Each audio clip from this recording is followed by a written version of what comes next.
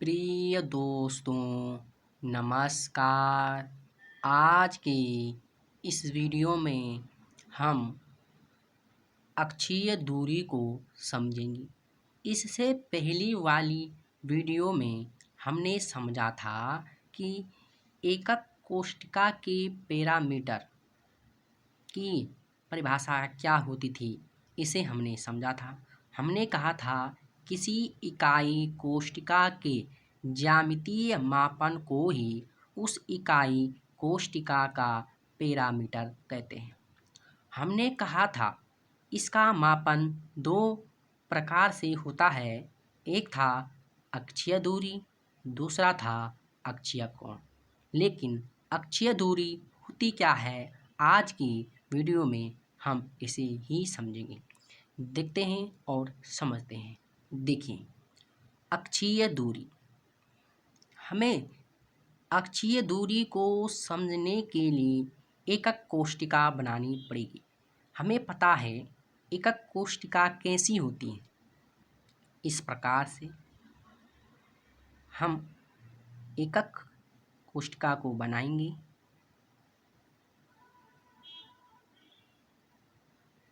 देखिए, और इसको इधर मिला देंगे। ये हमारी एकक कोष्ठिका बन गई। देखिए, यहाँ से यहाँ तक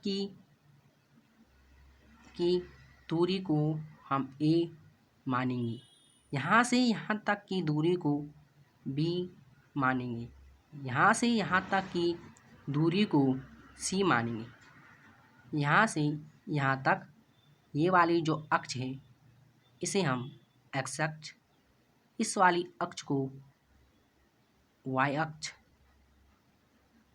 और इस वाली अक्ष को z अक्ष मानेंगे।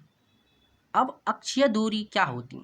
देखिए, एकक कोष्ठिका के एक किनारे से दूसरे किनारे के बीच की दूरी को ही हम अक्षीय दूरी कहते हैं। लेकिन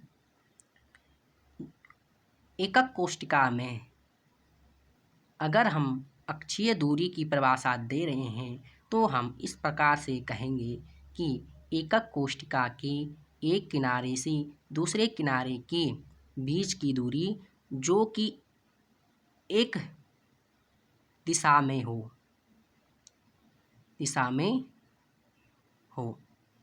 ऐसा क्यों? क्योंकि ये भी अक्षीय दूरी है, ये भी अक्षीय दूरी है, ये भी अक्षीय दूरी है, लेकिन हमें एक ही दिशा लेनी है तो उस दूरी को हम अक्षीय दूरी कहेंगे। एक बार फिर से, एकक कोष्ठिका के एक किनारे से दूसरे किनारे की बीच की दूरी को अक्षीय दूरी कहते हैं।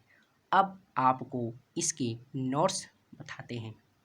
देखिए, अक्षीय दूरी, एकक कोष्ठिका के एक किनारे से दूसरे किनारे के बीच की दूरी जो किसी अक्ष की दिशा में हो को ही अक्षीय दूरी कहते हैं। अक्ष की दिशा में होना चाहिए। ये भी हमारी अक्षीय दूरी है, ये भी अक्षीय दूरी है, ये भी अक्षीय दूरी है, लेकिन अक्ष की दिशा में होना चाहिए। इस वीडियो में इतना ही। Thank you. Have a nice day.